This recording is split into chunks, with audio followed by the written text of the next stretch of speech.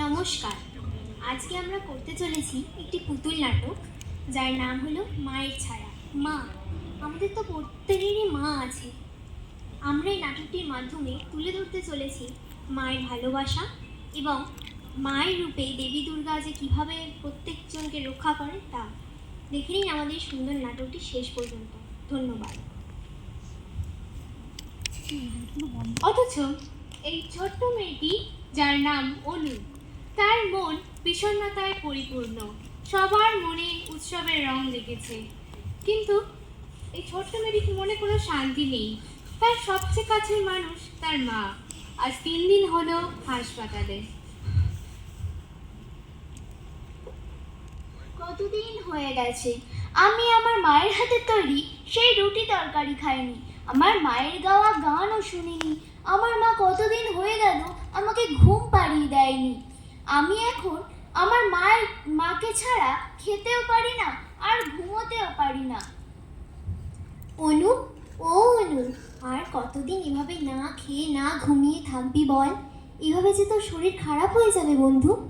না রে প্রিয়া, আমার মা যতদিন না চোখ মেলছে আমি ততদিন কিচ্ছুটি খাবো না, আর আমি এখান থেকে কোথাও যাব না। এরকম বলে না বন্ধু লক্ষ্মীটি আমার। তুই কি আমাকে বলতে পারিস আমার মা কবে সুস্থ হবে, আবার আমি আমার মাকে নিয়ে কবে বাড়ি ফিরবো? এই হাসপাতালের ঠান্ডা দেওয়াল আর স্যালাইনের নলগুলো আমার মাকে গ্রাস করে নেবে না তো?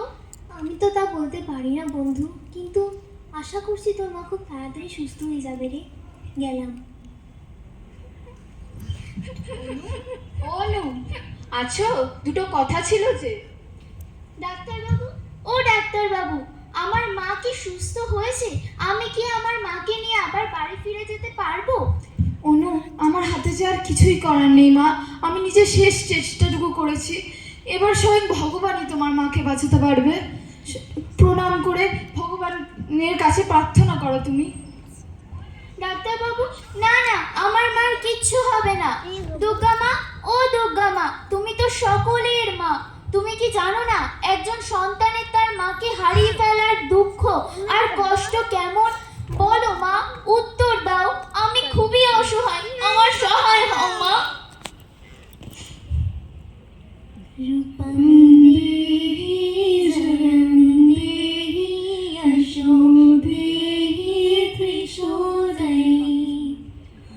তুমি কাঁদছো কেন মা অনু?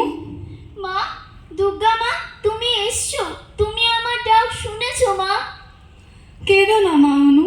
তোমার মায়ের শরীর অসুস্থ, কিন্তু তোমার মায়ের ভালোবাসা অমর। আমি যেমন প্রতি বছর আমার সন্তানদের কাছে ফিরে আসি, তেমন তোমার মাও তোমার কাছে ঠিক ফিরে আসবে। আমি তোমার মাকে তোমার কাছে ফিরিয়ে দেবই। কেঁদো না মা অনু।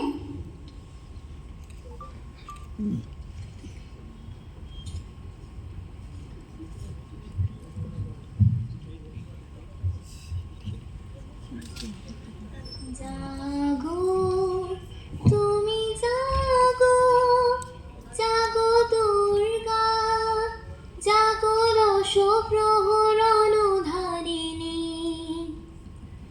অভয়া শক্তির বল প্রদায়িনী, তুমি জাগো, জাগো, তুমি জাগো।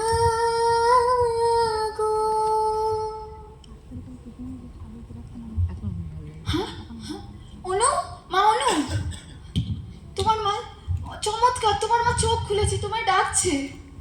তাড়াতাড়ি যাও তুমি। ডাক্তারবাবু, আমি এক্ষুনি যাচ্ছি।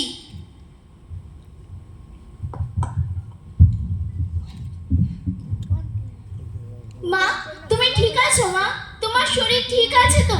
তুমি জানো আমি তোমার জন্য কত দিন ধরে অপেক্ষা করেছি মা। আরে বাবা, আমি ঠিক আছি। তুই ঠিক আছিস তো? কিছু খেয়েছিস? হ্যাঁ মা, আমি খেয়েছি। এবার তুমি চলো কিছু খেয়ে নাও। চলো বাড়ি যাই, অনেক দিন তো হয়ে গেল এখানে।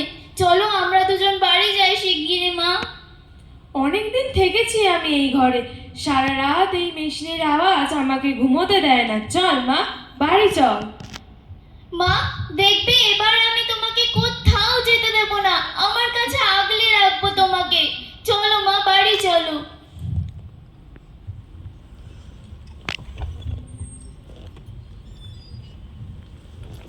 মা দুর্গার আশীর্বাদে এবং স্পর্শে অনুর মা সুস্থ হয়ে ওঠেন। দেখতে দেখতে পুজোর দিন শুরু হয়ে এলো। দুদিন হয়ে গেল অনুর মা বাড়ি ফিরেছেন। চারিদিকে পুজো পুজো গন্ধ। এরই মাঝে অনু এবং অনুর মা মনে স্পর্শ করেছে শারদীয়ার আনন্দ।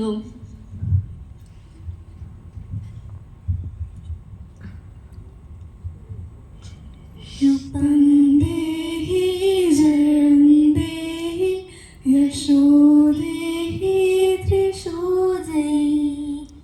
মা হওয়া মানে এক নিঃস্বার্থ ভালোবাসা ও আত্মত্যাগ।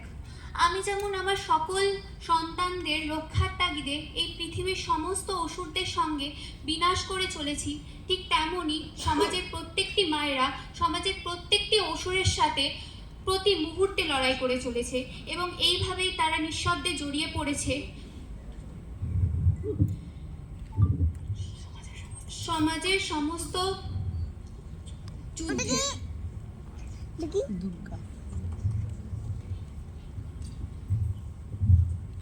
মা দুর্গা কেবল একজন দেবী নন, তিনি প্রতিটি মায়ের মধ্যে বিরাজমান, যারা নিজের সমস্ত কিছুকে বিলিয়ে দেন তার সন্তানের মুখে হাসি ফোটাতে।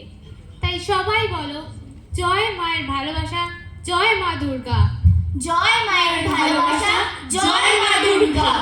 জয় মায়ের ভালোবাসা, জয় মা দুর্গা।